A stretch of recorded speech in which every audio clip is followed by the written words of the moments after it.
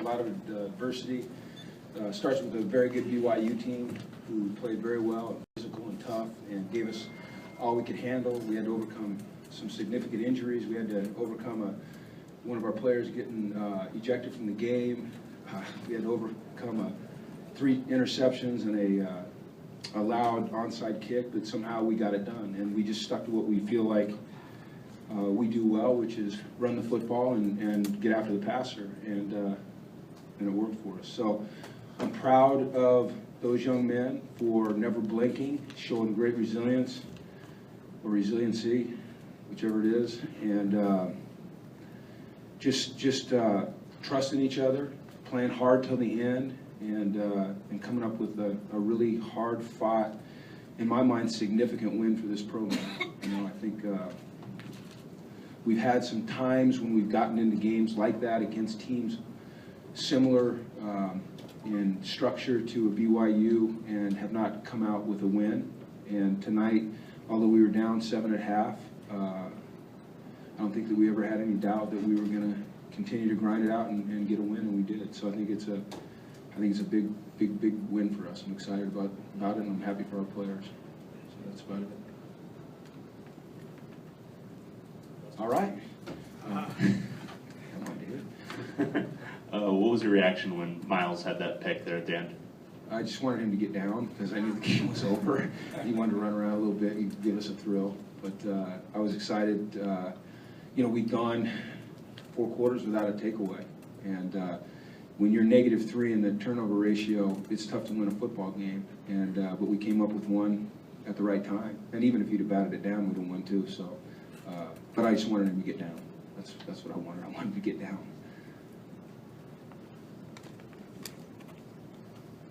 Was that as good as you've seen Paul play? Well, Paul's had some pretty darn good games, but what I thought was impressive about Paul was the toughness that he ran with.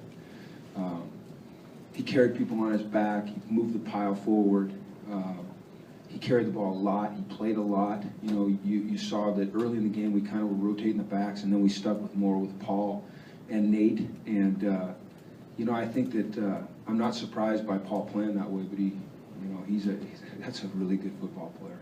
God, he's a good football player. He's fun to watch. He's tough, hard-nosed, gritty, determined, all those things. Did you get any kind of explanation on Kenny's ejection? I did not. They did not explain it to me, and I will not ask for an explanation. We'll just move on. Jim,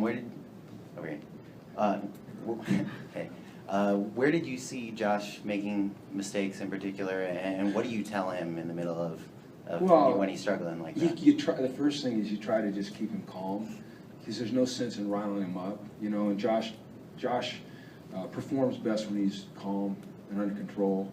So you're just trying to take the load off him a little bit, you know, and take him back to the basics, you know, footworks, mechanics, progressions, trust.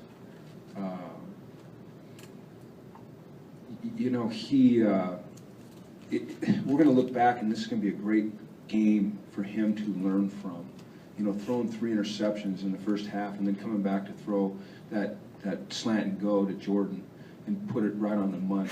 You know, I just think he didn't play well, obviously numbers-wise, but when it mattered, he showed exactly who he is, and that's exciting. It's exciting to know that we've got that type of personality and that type of young man, you know, at the helm.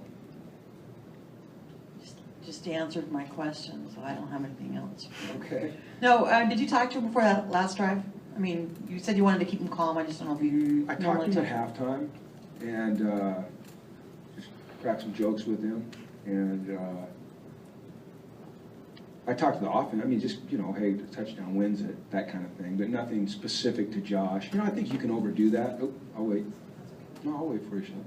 Yeah, I think that I think you can overdo the talk sometimes. You know, you put unnecessary noise in their mind. He knows what he has to do.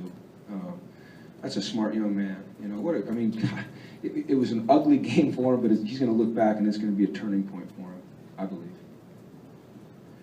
Jim, expand on that. Why do you think this could be a turning point for him? Because I think you learn through adversity who you are and what you're capable of and how to handle it. You know, it's easy when it's easy. You know, I mean, it's just these cliches. I can just throw out a gazillion cliches if you want. But it's when it's easy, it's easy. You know, when it gets tough, you got to dig down. You got to find out what you're made of. You know, you throw 3 interceptions and you feel like there's 67,500 people on your case, and you know, you feel like you're letting your teammates down. And you got to find a way to dig yourself out of that. And he did that. You know, and we talked at halftime as a team. There's 120 guys, 119 guys, and that had his back, and he felt that. You know, and I think it relieved him a little bit. And I just think that through adversity you grow. And he had a lot of adversity tonight in a very, you know, high-profile situation, and he handled it very well. And one thing you said earlier, just to clarify, allowed onside kick. Am I guessing that maybe you didn't totally agree with the review on that play? No, I didn't disagree with it. We gave it allowed. I mean, we gave it okay, up. I'm sorry. When we had prepared for it, and we talked about it, and we misaligned it. No, there was not indisputable visual evidence that it was not a correct call. So I wouldn't argue with that call. Hey, Coach, could you talk about how big Isako's performance was stepping in for Kenny the way that he did with double-digit tackles and 2 sacks? You know what? He did a nice job, and he also performed well on special teams. But, you know, we've got depth here, and Isako going in for Kenny unexpectedly there and playing like he did. I mean, that's what we expect him to do. Jayon went in and played a lot and played well. You know, we lost Fabian Moreau, and we put Denzel out there, and Denzel, they were going after him. It was very obvious to everybody they were going after him. We tried to give him a break and put Randall Goforth out at corner, and Randall did well. You know, it's kind of one of those all-hands-on-deck type of mentality that our defense took on tonight, and they just have a lot of confidence in each other and themselves, and obviously in Coach Bradley and what we're coaching, and it's fun to see them secure the win with that interception. I was getting a little nervous there. You know, we were 15 yards within their field goal range, so we needed to come up with a play. What kind of made you want to turn to Nate Starks on that last drive? Paul was tired.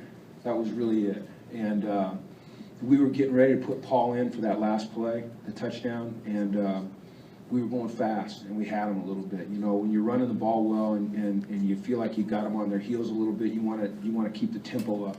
And so rather than make a substitution where the officials would then, you know, hold our ability to run another play and let them substitute, we just left Nate in there. But it was really just because Perk was gassed. Jim. Hi, Ivan. Hey, you know why he struggled? Was it something he didn't expect to see? Was it just trying to fit those passes in where he shouldn't have? You know, I got the feeling, Ivan, that it was, I don't know how it looked like to you guys, but it felt like that he had to like throw over things, and he couldn't see as well for some reason. And you know, they have a lengthy defense. They're a big, good-looking football team on defense. That number 90 he's a tall, lanky, good-looking kid, and they play with a lot of discipline, a lot of poise, a lot of confidence, and they were covering us tight.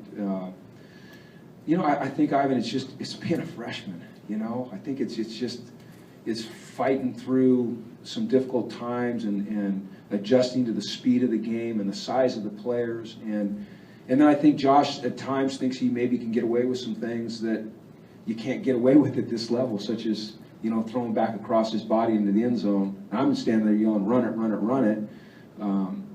And I, you know, while I don't like that, I also think it's an amazing sign of his confidence. And when he learns what he's capable of and what people are capable of at this level, I think you're going to see just a tremendous growth spurt out of him. I'm so excited about the kid. I mean, I really am. And I'm excited about our football team. I'm excited about the way they supported him tonight. All right, thanks, guys. Thanks.